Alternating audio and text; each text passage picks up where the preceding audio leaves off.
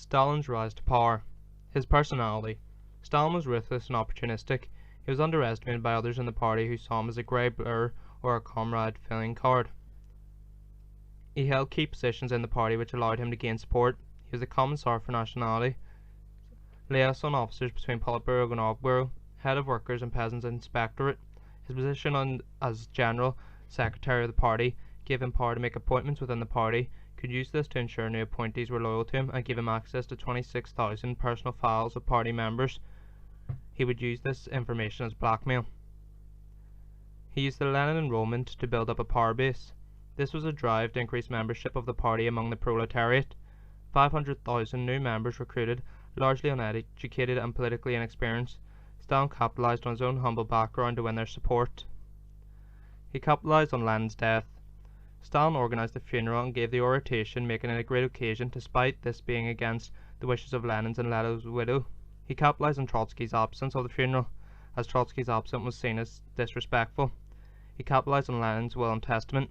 He persuaded the party to keep the contents a secret, as Lenin had recommended Stalin's removal from the position of the party secretary and said he was too rude. He developed the Lenin legacy, a cult of Lenin. He closely associated himself with Lenin and Leninite days, memorizing speeches, doctoring photos to show himself beside Lenin, and cutting out Trotsky and other rivals.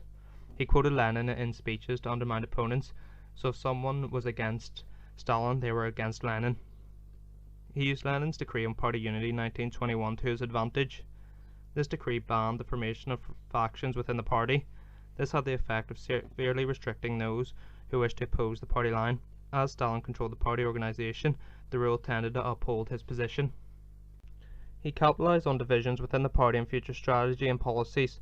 Permanent revolution versus socialism in one country. Trotsky favored permanent revolution, which was the need to spread worldwide revolution, otherwise the success of the Bolsheviks' revolution in Russia cannot be guaranteed, while Stalin favored socialism in one country, the strengthening of the Bolshevik revolution through economic modernization. Socialism in one country was more popular than the party than in permanent revolution. The country had come through a civil war and had major economic problems. Most Bolsheviks thought the focus should be on building up the economy rather than getting embroiled in conflicts abroad. Divisions over economic policy. Divisions between the United Opposition, led by Trotsky, Zinoviev and Kamenev, and the Right Opposition, led by Bukharin, Rykov and Tomsky, over the future of NEP. United Opposition saw NEP as betrayal of communism, while the Right Opposition saw it as a necessary policy to allow economic recovery. Stalin stayed on the sidelines. Then once Trotsky was expelled from the party, he took over the arguments of the United Opposition, replacing the NEP with the 5-year plans. He capitalized on the weaknesses of his opponents. Lenin's will and testament. Stalin's rivals were just as keen as him to keep the contents of the testament secret, as they too had been criticized by Lenin. Trotsky. He was not popular in the party. He had a Jewish and wealthy background, was intellectual and ex-Menshevik. He was arrogant, and he was isolated in the party and did not see the necessity in building up a power base, and rarely attended meetings.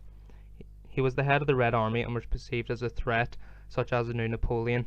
He did not attend Lenin's funeral and was seen as disrespectful. He criticized some of Lenin's policies, such as NEP. His attack on growth in party bureaucracy in 1924 was unpopular within the party. Zinoviev and Kamenev. Trotsky had been a former enemy of Zinoviev and Kamenev, so their alliance in the United Opposition lacked conviction. Stalin accused Zinoviev and Kamenev from factionalism, and they were expelled from the party.